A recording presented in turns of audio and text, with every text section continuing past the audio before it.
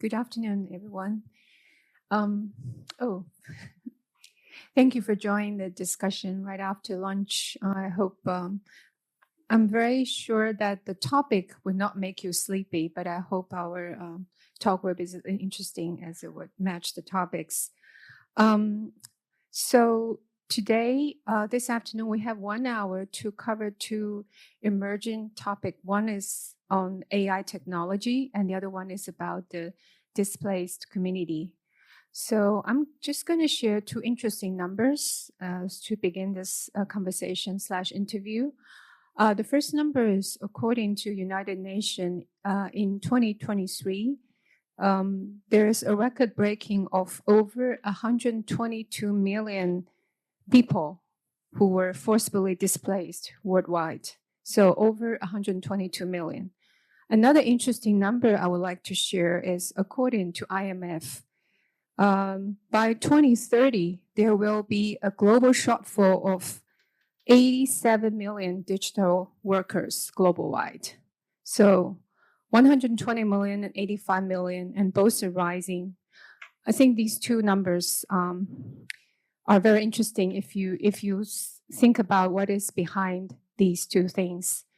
And today, as Joe has already mentioned, we're going to look into a topic, a positive one, compare with how we ended this.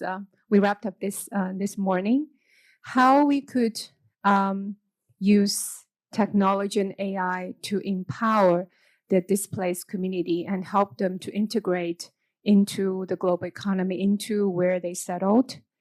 And I'm very glad and it's honored to be able to have Ms. Suzan Husseini to join us. She represents a new Japanese startup initiative called Robo Co-op, which Robo stands for robot, and Robot Cooperative, which is a quite new initiative. What it's trying to do is to create a digital skill pathway for displaced population, mainly refugees, to be able to receive job training and find a decent job that would help them to integrate into the community in Japan and elsewhere. So Suzan, she is, as I learned, currently the only student. She's a PhD student at Waseda University in Tokyo. She's the only student from Syria currently. Right, but I'll let her to introduce herself. Thank you. Yes. Okay. Hello, everyone. Thank you for attending this panel. As I have been introduced, my name is Suzan Husseini, originally from Syria. Currently a PhD candidate at Waseda University. My topic is about a new innovative way of UNHCR, complementary pathways admission through higher education. And today I would like to introduce a little bit about the refugee situation here in Japan, other programs that tackle refugees and support them, and to introduce this new innovative project from Robo Co-op as have been introduced. Okay, well, we're going to fix the slides in a minute. May I ask, could you just mention, I have one quick question. So we've been using a lot of these technical terms. What is the difference between refugee and displaced community? Yes, so refugee have as a terminology, it's recognized as a UNHCR. I will use the UNHCR definition of refugee, which is someone who is unable or unwilling to return to their country of origin, owing to a well-founded fear of being persecuted for reasons of race, religion, nationality, membership of a particular social group, or political opinion. Refugees have to be outside of their original country to be recognized as refugee. While when we talk about internally displaced persons, they are inside the country, however, they have been forced to move to different locations than their original home. Internationally, because refugee is a very huge terminology, it includes UNHCR have recently included internally displaced persons in the refugee terminology. Just this is important to recognize this. However, refugee can include asylum seeker, people who are displaced in different ways. So it is include everything. Also stateless persons as well. So there is two terminology used. Forcibly displaced people would include all the huge categories of people who have been forced to leave their home country. UNHCR usually use refugee just to including everyone, but it doesn't mean those who are recognized as refugee, because there's people who are not recognized as refugee. Asylum seekers are not refugee. They don't hold the refugee status. So I would use refugee just to share the whole category of refugees. However, when I'm going to talk about specific category, I will mention what is this category. And maybe, yes. So this is have been mentioned before. According to UNHCR latest statistics, the number of forcibly displaced persons have been increasing with the number of crises that is happening, conflicts all over the world. The number is not going down. It's just keep increasing, unfortunately.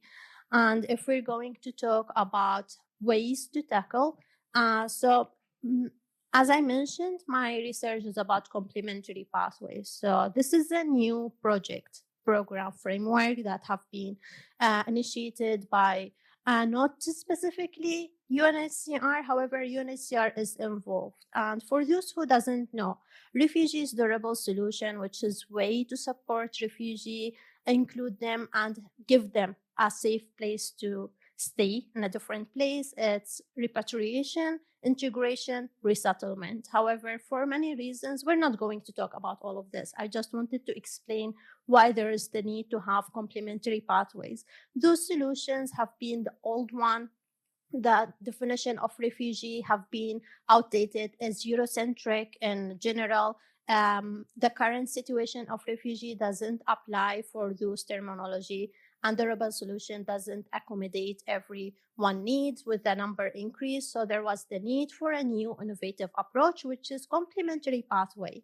As you can see, complementary pathway is a path, a way to find, to accommodate needs for specific persons. It's a third country solution. So basically, the person forcibly displaced have to be in in a second country, host country. For example, if we're going to take the Syrian case, they should be in Turkey, for example, Lebanon, Jordan, or other location. Maybe Ukraine, for example, they have to be in Poland or other location. It's also depending on which community we're talking about. So in this location, the host country, they would be reallocated to a third country solution. For example, Japan, because today we are here to talk about Japan, and they would be staying in this place legally.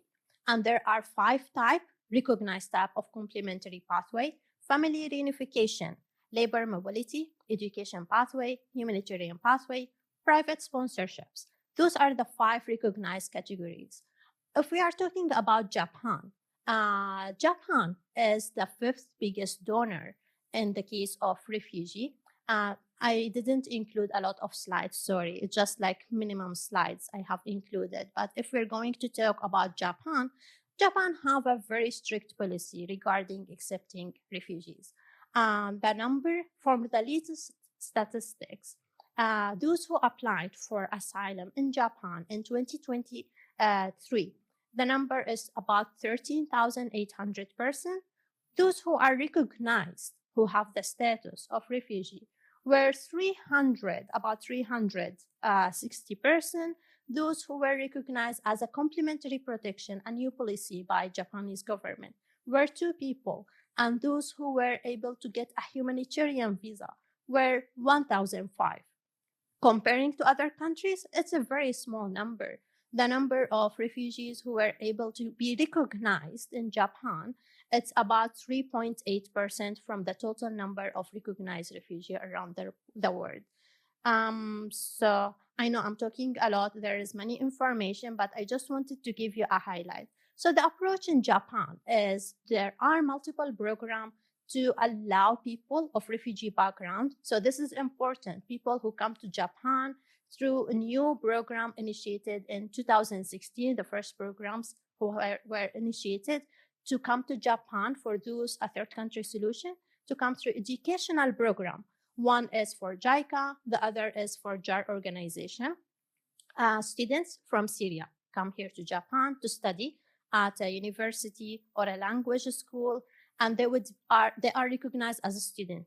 The legal, as we mentioned here in the three circle, the legal pathway for them is the student visa. However, they are recognized as people of refugee background.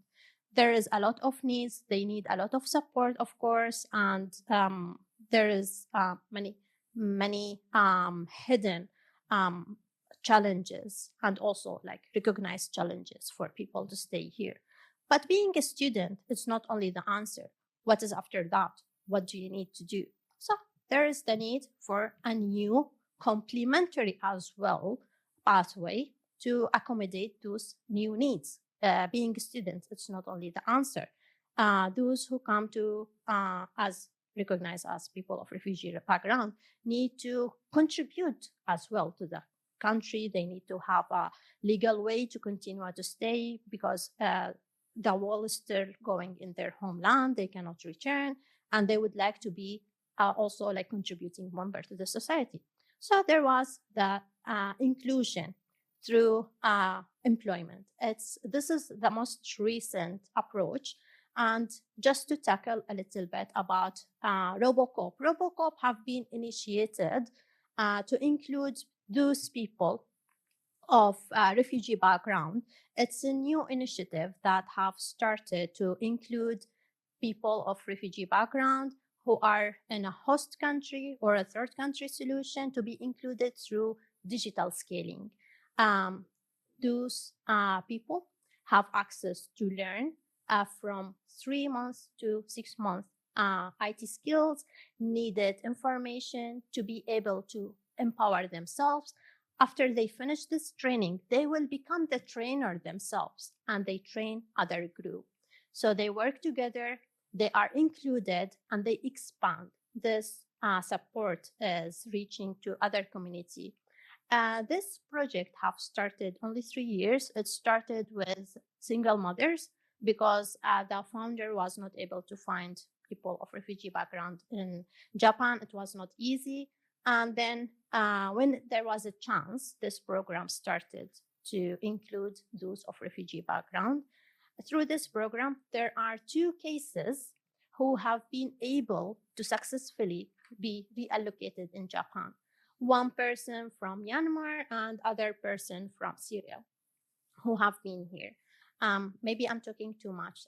In case there is any question or anything you would like to share, so or would you like me to continue through the presentation? Okay, yes.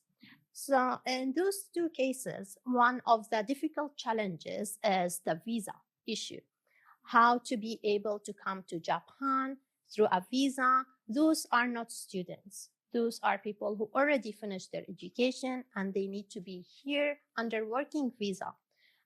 It was possible through multiple stakeholders, specifically the government. It's important to have the government as part of the support, UNHCR, private sector, and the NGO.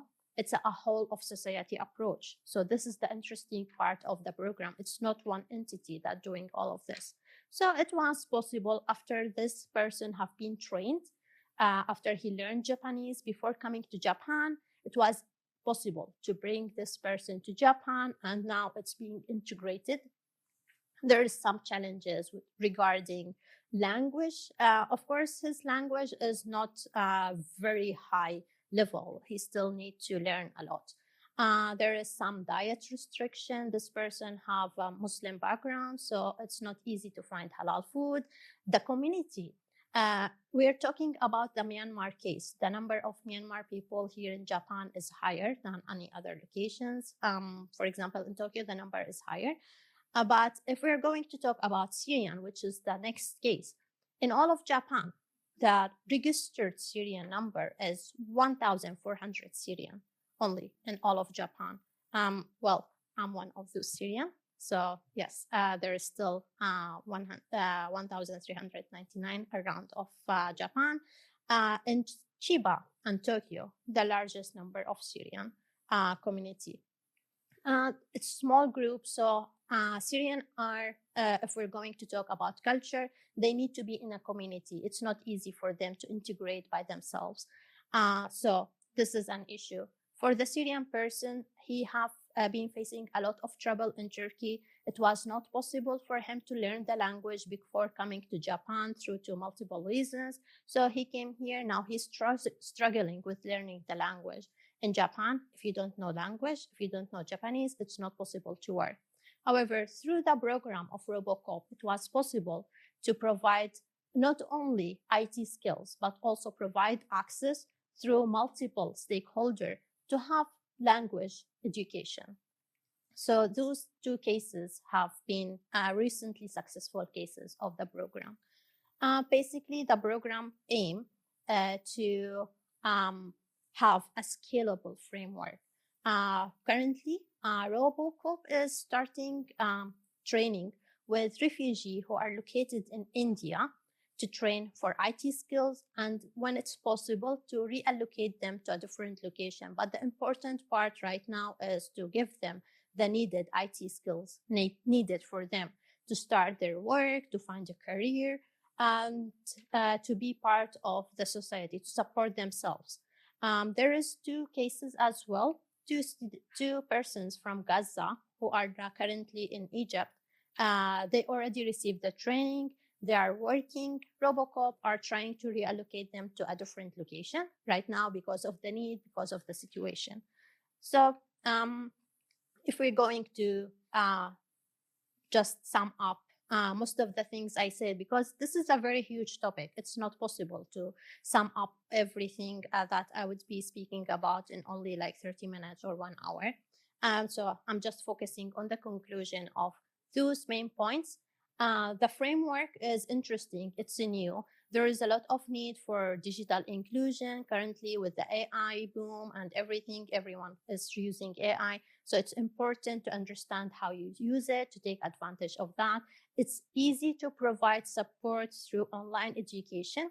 Those programs need the government to be involved. So the government could provide fund, could provide legal access, and could support those people who need to be reallocated in a different location.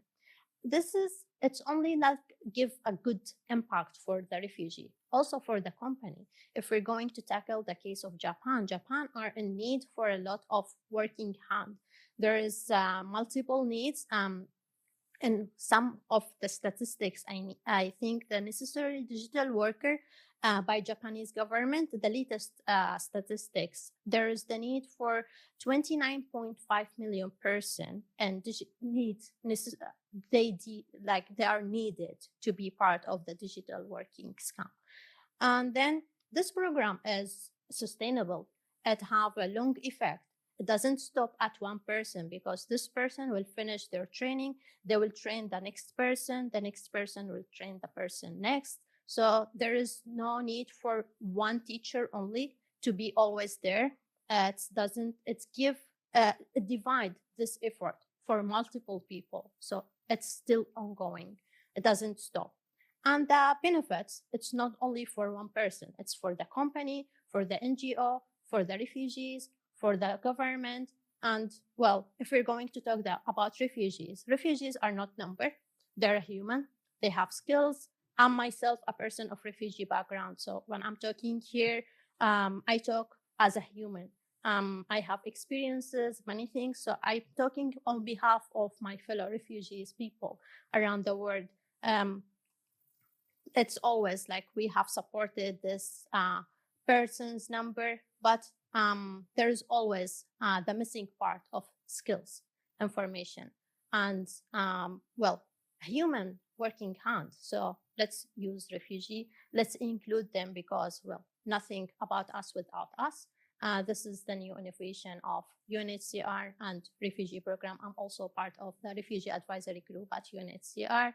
And well, I think this is the end of my presentation. Yes, this is basically Robo Co-op. I'm happy to answer any questions, anything. If you have any, like I talked a lot, I know, but it's an interesting program. I'm a very big fan of this program because I would also start working with this company very soon as well. Thank you very much. Thank you, Suzanne. So let me, before I open the floor for questions to Suzanne, let me just ask you a couple of questions. First, let's step back a little bit and talk a little bit more about yourself. You introduced this slide of the complementary pathways. I like the word complementary to use. It's an ironic way of using as if there's other pathways. But within these options, you came to Japan under the education pathways. Am I right? Can you explain a little bit? Yes. So as I mentioned in some part of my presentation, there are two programs. Currently, they're extended, but the two programs is one for welcoming people to Japan through language school. The other one is to welcome students of refugee background. This is for Syrian. Through a master program, PhD program. So I came to Japan through the educational program. I learned 2 years in a Japanese language school.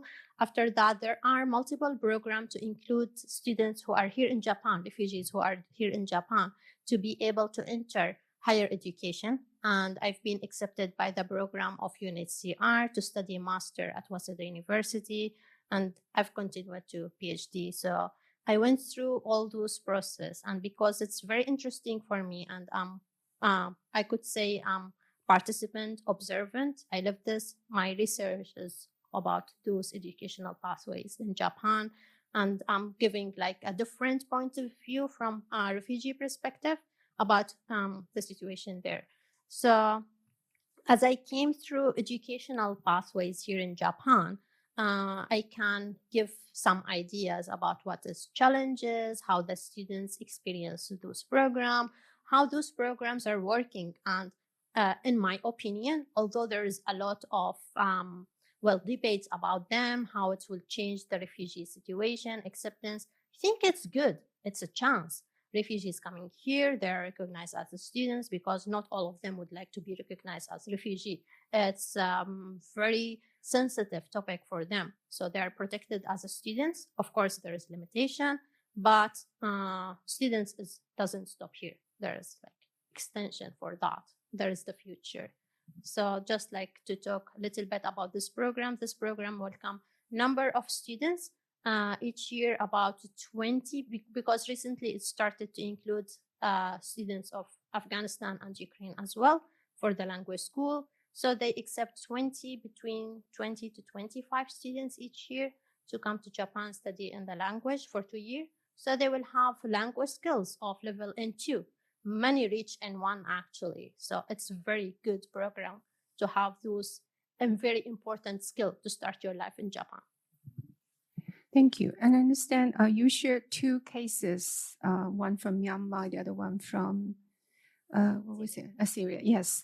So I know it might seem a very small numbers of cases to you, but if you are, especially if this is the first time you come to Japan, you have to understand there are very few refugees that recognize as refugees in Japan. It used to be single digit. Now it's double digits, and I understand the situation is improving since Ukraine war started. Is that true? Yes. So Japan have ratified the 1951 Refugee Convention and the 1893-4, and then the protocol later.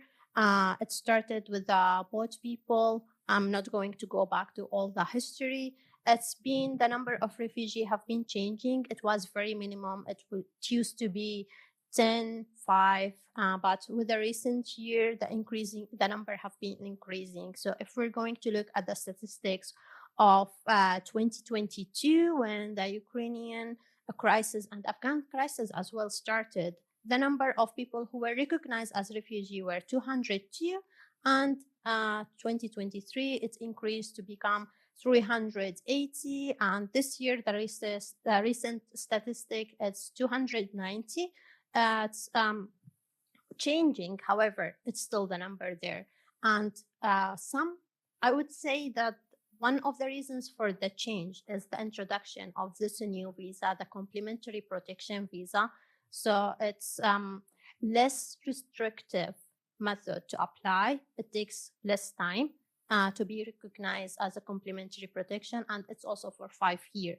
So more people have been applying for the complementary protection. As I mentioned, in 2023, there was like, it's the first year which recognized. 2024, 2 people recognized for complementary protection from Ukraine. The number have been increasing. Like, I think it reached about 300% now, but I have to check the recent statistic to give a correct number. So just to clarify, when I say used to be single digit, that's the number every year approval, not the overall. Overall is a much larger number. Okay, I want to ask a question more related to the technology and AI empowerment.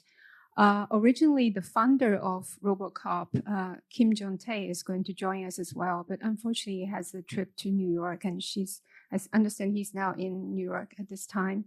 So I understand when he first started Robo Co-op, he was aiming to support the displaced community inside Japan. But from what you just introduced, Suzanne, now the work, the service has expanded to not just to support people who has come into Japan or come into, as refugee or displaced community to a new place, but also you're trying to support through online training that people who are in different countries, refugees in different countries, that they will be able to, through the training program, that will be able to find jobs.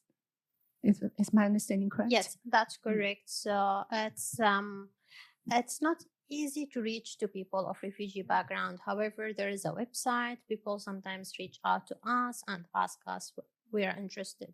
Also, some of the cases were introduced by UNHCR.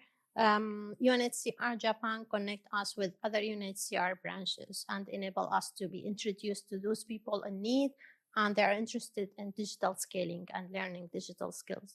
Also, like online communities, communication. So when it's a very huge online world is very huge. Social media, it's a good way to connect people, verify their background, and be able to understand their stories. So as I mentioned, there is the case of 2 Gaza persons now in Egypt. There is the case of currently working on the refugee in India. And there is some people from Myanmar, from multiple locations. Also, like those people who are here in Japan, there is multiple Syrian people here and the Robo Co-op community. They are also helping to teach Syrian located in Turkey, and when it's possible, reach to Syrian inside of Syria itself and the internally displaced community to give them as well, like digital scaling, train them. There is a lot of process to choose people to create those programs to be able to reach them, and NGOs implementation their projects, connection, and UNHCR also support in accessing those people. I understand that in recent years, especially since 2022, the organization has received a lot of invitation from like UN agencies to work together. Is that because there's a lack of organizations or initiatives in its kind, like Robo Co-op globally? So they are looking for successful model or experience or some know-how that you can provide. So in other words, I think the question I have is, do you see this model of Robo Co-op can be scaled into other countries and, to serve a bigger community? Or is it something or if it's still like a question mark, are there some challenges that it's facing right now? Yes, thank you for the question. In fact, it's a very important and interesting question because as I mentioned, if we want to go back for the durable solution, it's not that much working, and the complementary pathway is a trend. Access through education, it's becoming a big trend between countries. For example, in Japan, there is 5 programs for educational pathway. In the UK, there is a larger number for educational pathway. And Spain, there is a new 2 program to include students of through educational pathway. It's becoming a trend. And education, it's just one step. The other step is employment pathways. Also, like starting from Canada, they're more interested in having those scalable empowerment through employment and scaling programs. So this program, Robo Co-op, it's not only like being reached by UNHCR and other initiatives, they are as well reaching out to other communities. For example, there is Talent Beyond Boundaries, one of the biggest organizations that connect other organizations working with the refugee background and those programs. If we are going to look at the educational, or specifically employment program, you can see larger number in the US, in Canada, in Spain, and other countries. So why not Asia? Why cannot we replicate those programs in Asia? The educational program, it started in Japan. It was very interesting program. Other ASEAN countries have started to create smaller programs, such as Philippines. There is a new educational program to admit Rohingya community through higher education and university. It started with 2 people of Rohingya. So those programs are working. If it's not working, they will stop. It's interesting because it's sustainable. It's give a different solution. Of course, it's complementary because there is still the need of the government to be involved to provide the visa. There is the need for language support. There is the need of community support. There is the need of finding suitable support for mental health. Mental health is always being left out, and specifically Japan, because we're talking about the Japan case. So there's still a lot of needs. However, when those programs are scaling, extended, they're becoming bigger. There's comparison between what this country is doing, what other country is doing. It's a good approach, and many countries have been interested. We've been in contact with people from Korea who are interested to start this program as well. So it is very trendy right now, and it's working. So I think it is easy to duplicate this program. It doesn't need much. Just if you have the intention, you can have this program. Okay, thank you. I'm just going to ask one more question before I open to the floor. More on the technology and AI side. I know we're focusing on the displaced community today, but leveraging technology and AI to support or empower communities that are disadvantaged or underprivileged is becoming a quite common practice in the area that I'm working in, so-called social innovation.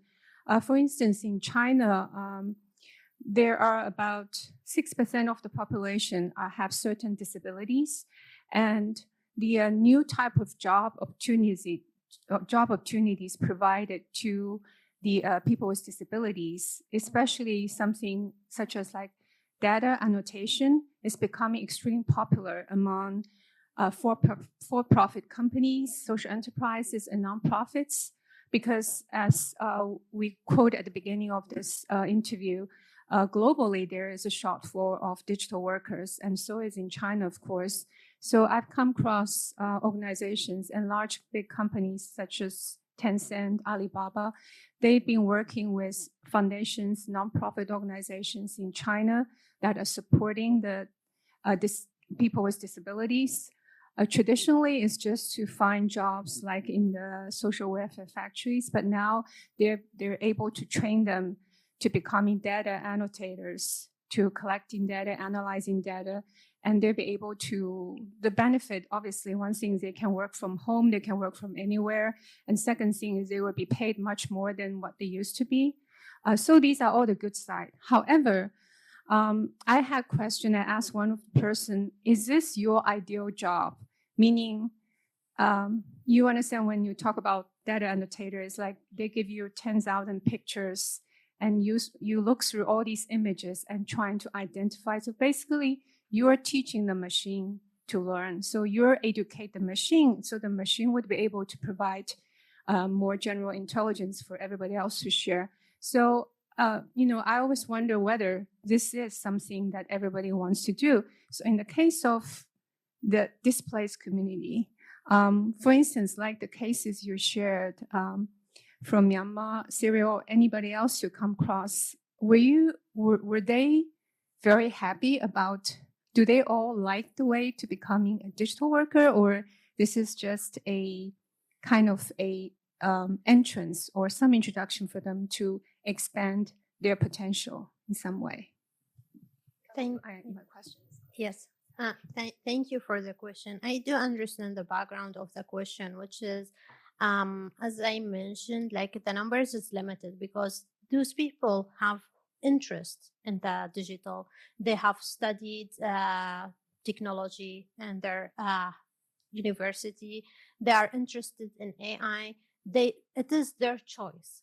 So when we talk about complementary pathway, it's give the person a choice to do what they are able to do, what they want to do, and what they need to do.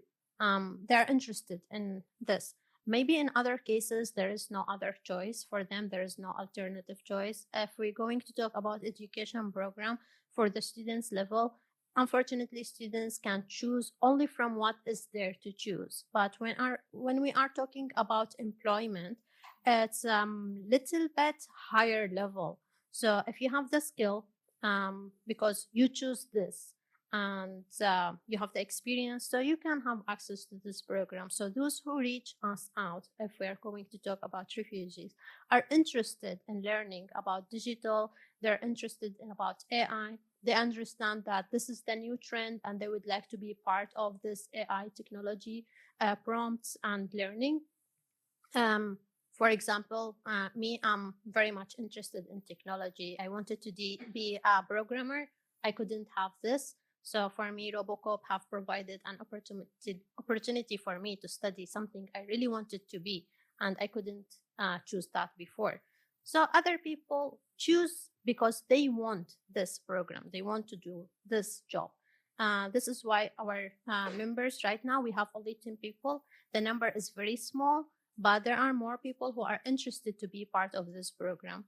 I forgot to share an interesting program that this initiative, it's with SAP, one of the very famous technology companies around the world. It's providing SAP training for those people of refugee background with the organization currently I'm working with. It's the organization that provides educational access to language school. And only those people who are interested in learning SAP programming, they apply for this program and they will get opportunity for internship at Robo Co-op. So it's connected private sector, NGO, and then our,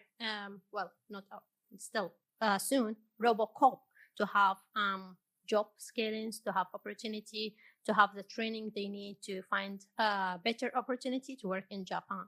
So there are people, they are making the choice, they would like to. And the language school program, there is about 107 students in total, and 21 of them have choose this because we're not forcing everyone. They choose, they make the choice. So this is an example I wanted to share. Just quickly, so you mentioned the example of SAP. Is that the only company that the Robo Co-op is now currently working with, or are there more? And do you see like increasing needs on the business sector side that are wanted more well-trained workers from with refugee backgrounds, or you have to work very hard to knock at every possible doors to explain that you have really good skilled workers here? Yes. So SAP is the latest company that we have started this program with. There is another Japanese company, Parcel Technology, which is part of this program as well. There is other companies, private sector, who are interested to be part of this project. For example, one of the interesting projects that currently Robo Co-op is working for is a programming. It's a program for Silicon Valley in the US, and people in a different location working on that to implement this project. And Robo Co-op is the focal point between those. So it's not necessarily be in Japan. It could be anywhere in the world. Of course, it's difficult to find opportunities such as, so there's a lot of advocacy trying to make connection with multiple companies and advocate for this program, how it's beneficial for everyone, how it can create an alternative access to empowerment and be beneficial for different entities. Okay, thank you very much. I think we still have about 15 minutes left, so I'm going to stop asking more questions because you might have something you want to ask Suzanne, or if you have any comments, please go ahead. Raise your hand. Yes, I see one.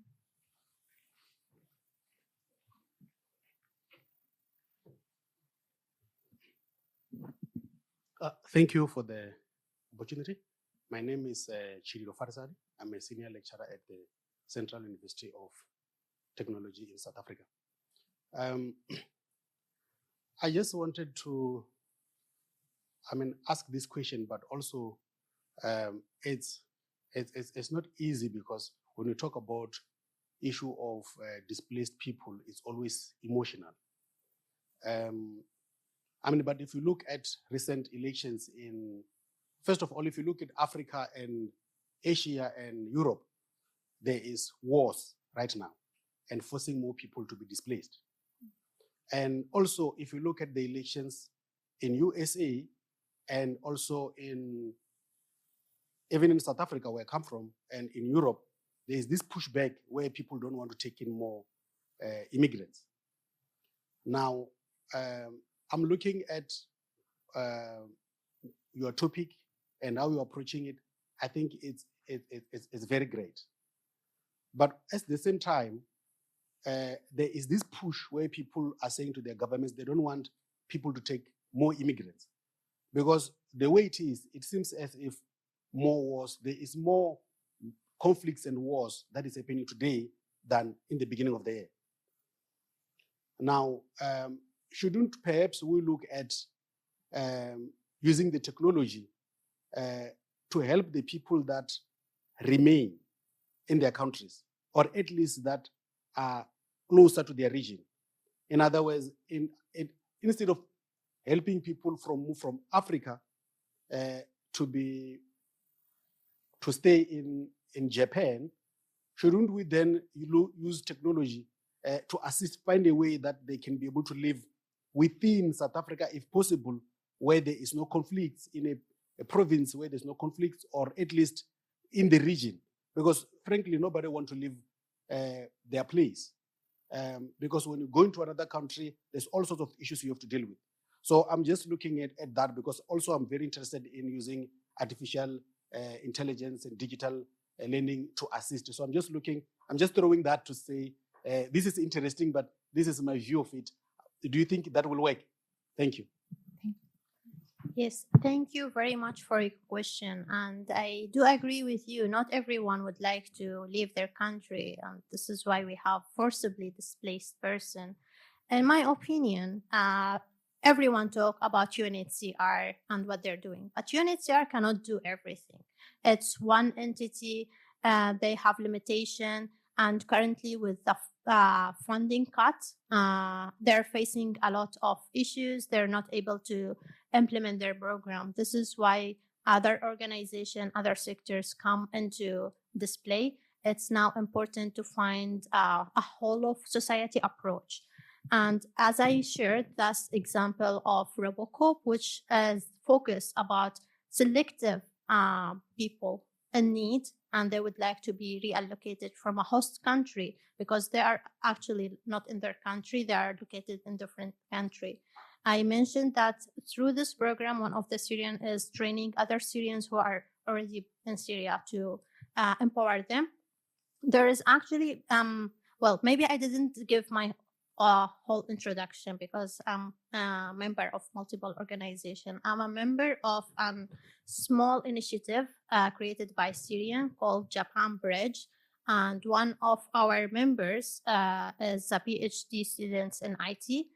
He have his own program to train people in Syria, inside of Syria, to empower them to have the needed digital skill, and they create working opportunity, they get projects and they implement those projects, and they are getting paid back in Syria to be able to empower themselves and be there in their company. So there are many programs that could be support even if you are not in Syria or Africa or in the same country. If you have the insight, if you have the power, if you are able to connect. Internet connection is a very strict, if we're going to talk about the Syria situation. Electricity come 1 or 2 hours a day. Unfortunately, even with the change of the regime, there's still a lot of infrastructure to be looking at. There's other program in Africa that support people who are in the camps of Africa to have the needed skills. And also there is, for me, my experience only limited to refugee, unfortunately. But refugee issue and migration issue is connected. It can be seen as the UN new policy of the Global Compact on Refugee and Migration. It's an issue that cannot be separated. However, the need is different from one group to another. So yes, your point of view is very important. It's important to empower people in their own country because this is needed. And now the digital skill is a right for everyone. We're going to talk about the human rights in this case. So everyone have the right to learn and have access to education. And I do agree with you. So unfortunately, Robo Co-op for now is tackling this.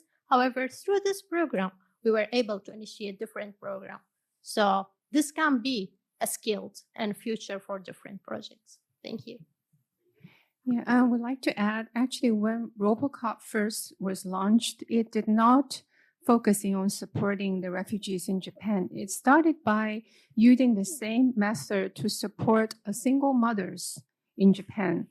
Because, and most of these single mothers are living in Okinawa, which if you know that Okinawa's economy is probably at the very low food chain in the whole Japan. So many single moms, they also have children to take care of and sometimes elderly as well.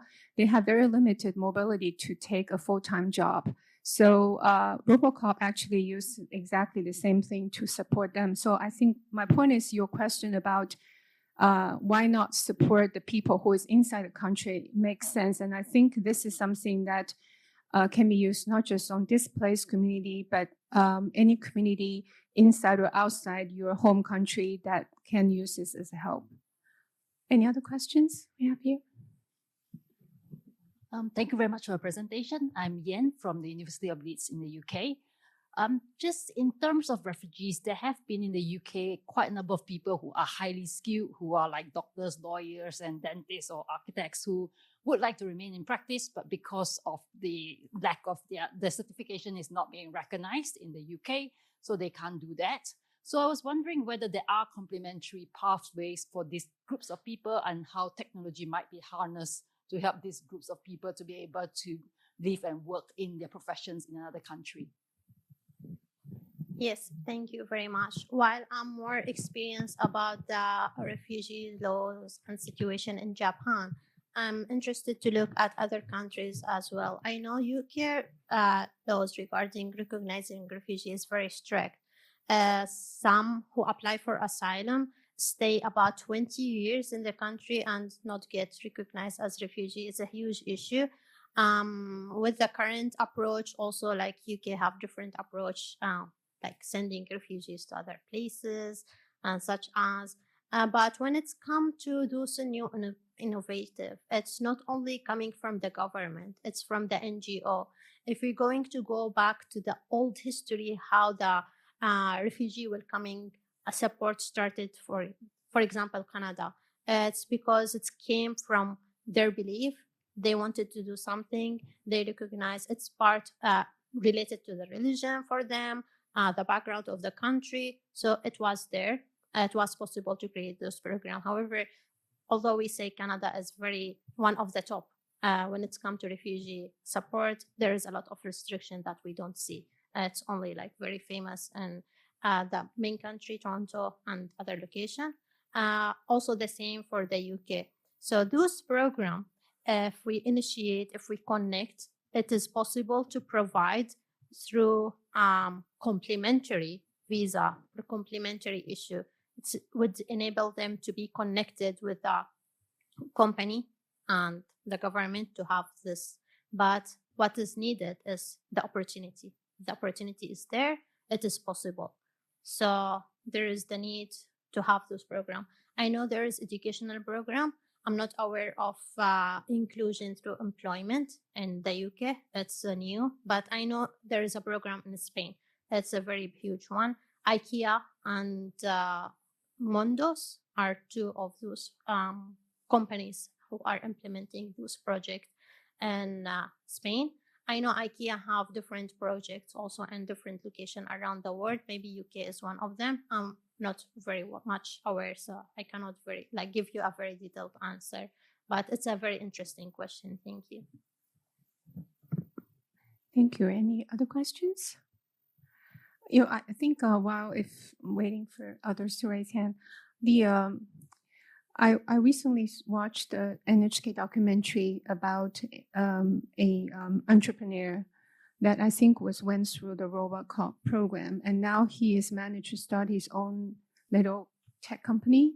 And it sounds like not only he can provide more employment to people, but it also opened the door for originally what you can do is find employment, but now if you can start your own business, then maybe the next step would be you will have more choices, options to choose the industry, the fields you work in. Is actually happening now in Japan? Have you came across any cases like that? So yes, interpreter is one of the interesting things. For Syrians, many of them would like to have their own business.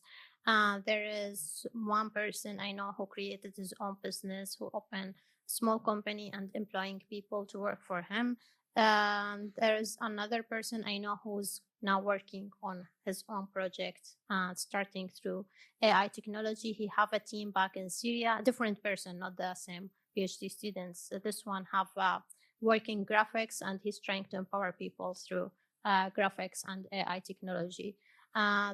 Well, many people, if we're going not to talk about refugee, if we're going to talk about immigration, because immigration law and refugee law in Japan is a little bit entangled together, there is not that great separation between of them. Well, the recent approach is people from UK and America come here to Japan to start their own business. It's becoming a trend here in Japan. So there is a lot of restriction. There is some law. They need to have specific amount of money, the right visas, the right documents. But it's possible. If you have the power, if you have the skill, you can start your own initiative. And well, with the digital inclusion, now everything is possible. Many people from the young generation as well, starting their own business, not only in Japan, but different location as well. Okay, I think I would just ask the last question because we're almost running out of time. So this morning we looked into some of the big question marks when we wanted to leverage AI technology, because it's not really a silver bullet for everything. So as it's the same thing we can say when we're talking about providing services and supports to displaced community, let's say inside Japan. And obviously technology and AI are a big help, but they cannot solve all the issues. From your experience or from what you've seen, because you've been working with multiple groups in Japan that's supporting refugees and displaced communities, what is like the one single biggest challenges for people apart from finding a job? What will be the thing that will make their life much better if that issue can be addressed, solved?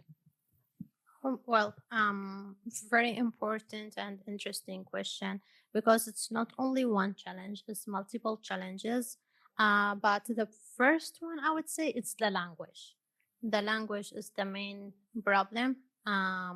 If there is a language support, it is possible for them to find better opportunities. And then the visa, the legal way to stay in the country. So those are connected. For many, future is unknown. They don't know if they would be able to find employment. They don't know if they would be able to enter university. They don't know if they would be able to have access to the visa. So I would say, if we are going to sum up everything, language and the legal status. Thank you. Thank you for a very interesting presentation. And I know this the initiative of Robo Co-op is relatively new in Japan, maybe one of the very first in Japan, if my is correct. But I think it's, my opinion, it's a very important step forward, and it might happen at a very good timing, because not only, you know, the displaced communities these days are not just a negative result of the man-made wars, but also with all the climate change, you know, natural disaster, this whole community or the population of displaced people keep increasing. So we do need to do everything we can to look for